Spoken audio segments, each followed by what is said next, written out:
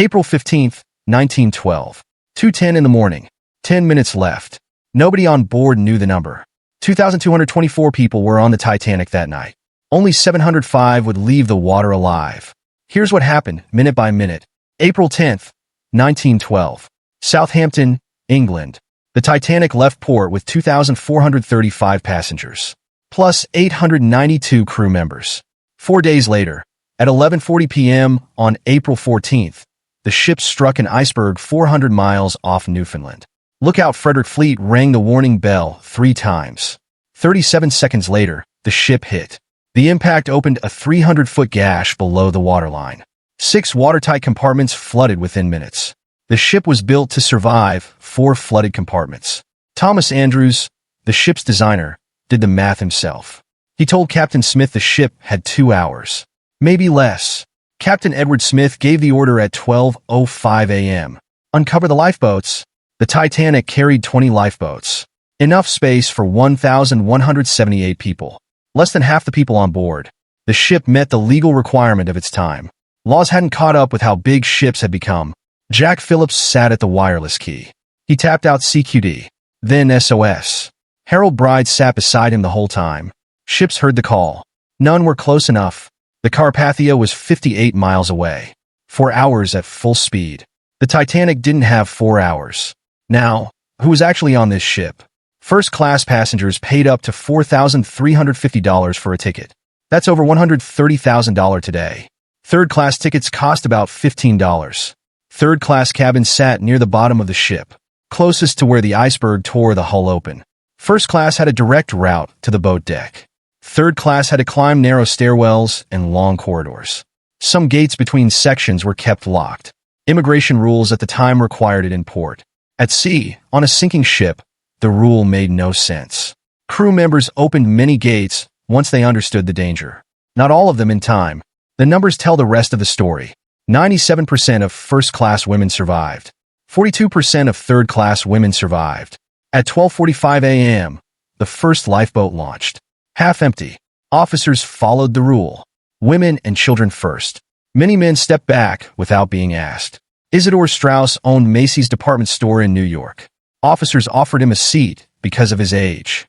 He refused any privilege other men weren't given. His wife Ida refused to leave without him. We have lived together for many years. Where you go, I go. Both died together that night. Benjamin Guggenheim, the mining heir, changed into formal wear. He told a steward he was dressed to die like a gentleman.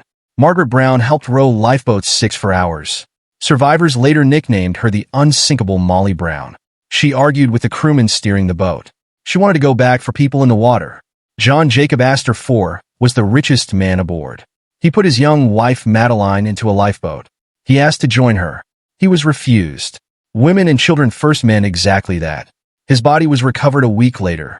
By 1 a.m., the band was still playing. Wallace Hartley led 7 other musicians. They played ragtime first. To keep people calm, the angle of the deck grew steeper by the minute. At 1:30 a.m., officers began firing distress rockets. White flashes lit up the sky every few minutes. A ship's lights were visible on the horizon. It never responded and never came closer. Investigators later debated which ship it was. The debate is still unresolved. At 2:05 a.m., the last lifeboat left the deck. Collapsible D. 44 people inside. Over 1,500 people remained on the ship. Down in third class, the corridors were already flooding. Stewards guided people upward through narrow, winding passages. Many families got separated in the crowd and the dark.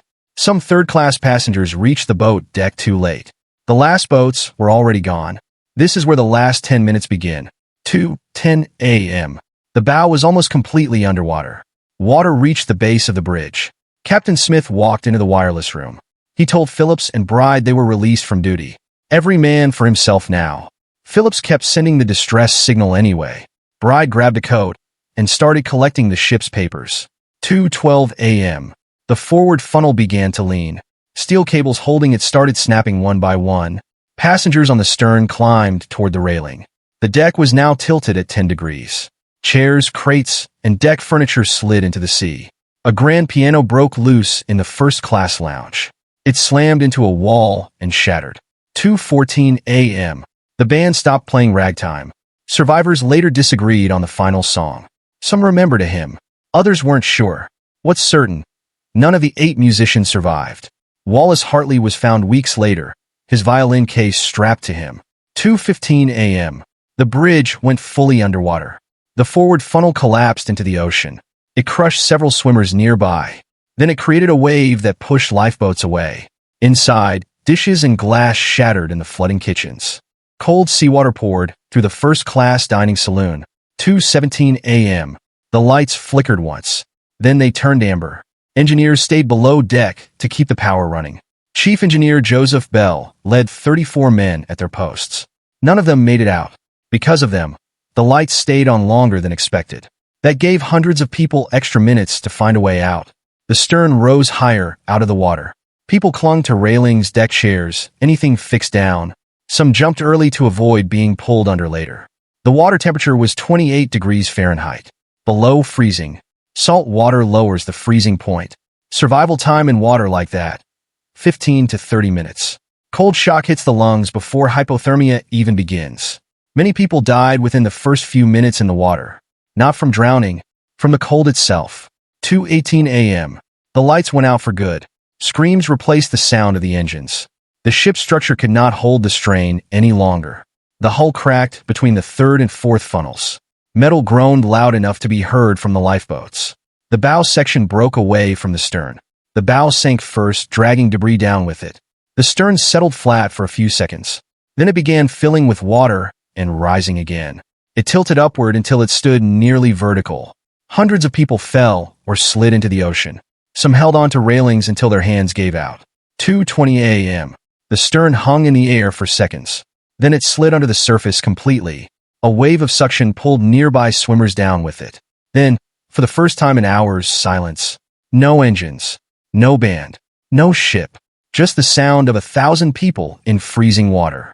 Survivors in lifeboats heard the screaming for almost an hour. Most lifeboats did not row back to help.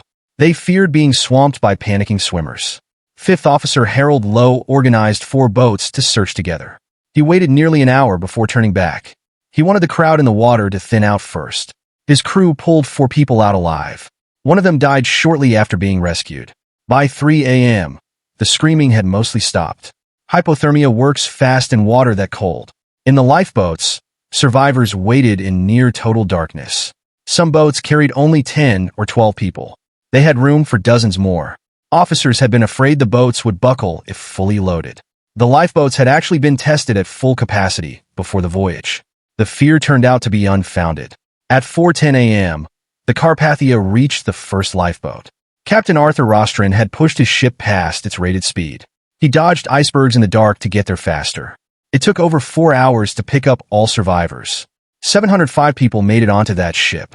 Around 1,500 did not. Thomas Andrews was never seen after 2 a.m. His body was never recovered. Captain Smith went down with his ship. Witnesses gave different accounts of his final minutes. Jack Phillips died in the water hours later. Harold Bride survived, badly frostbitten. He crawled back to send messages from the Carpathia. Madeline Astor survived. She was pregnant with her husband's child. Molly Brown kept organizing survivors even after reaching the Carpathia. She helped collect money and supplies for those who lost everything. News of the sinking reached New York before the survivors did. Early reports claimed everyone had been saved. Families waited at the docks for 3 days not knowing the truth. The Carpathia finally arrived in New York on April 18th. Crowds of 30,000 people waited in the rain. Survivors walked down the gangway wrapped in blankets. Many had lost their entire families in the water. The United States Senate opened an inquiry the very next day. Senator William Alden Smith led the investigation. He questioned surviving officers, crew, and passengers for weeks. He wanted to know why there weren't enough lifeboats. Officers explained the ship had followed every existing regulation. The regulations themselves were decades out of date. Britain opened its own inquiry a month later. Lord Mersey led the British Wreck Commissioner's inquiry. Both investigations reached similar conclusions. The ship's speed near ice fields was reckless. The lifeboat count met outdated rules, not real passenger numbers. Wireless operators on nearby ships weren't required to listen at night. The Californian was likely close enough to help. Its radio operator had gone to bed for the night. He missed every distress signal the Titanic sent. In 1914, nations signed a new treaty called SALAS, Safety of Life at Sea. It required enough lifeboats for every person aboard. Not just enough to meet an old formula. It required a 24-hour radio watch on passenger ships. No more silent nights at sea. It also created the International Ice Patrol. Ships still use its ice reports in the North Atlantic today. None of that helped the people on board that night. For them, the rules changed too late. The wreck itself stayed lost for 73 years. In 1985, Robert Ballard's team finally found it. 2.5 miles down, exactly where the last radio signal placed it. The bow and stern lay 2,000 feet apart. Proof the ship had broken apart, just as survivors described. For decades, some historians had doubted that account. The wreck confirmed what witnesses said from the very first day. Personal items still sit scattered across the debris field. Shoes, suitcases, champagne bottles still sealed. The site is now protected as a memorial. Salvage of human remains is banned by international agreement. So who actually survived, and why? Being close to the boat deck mattered more than money.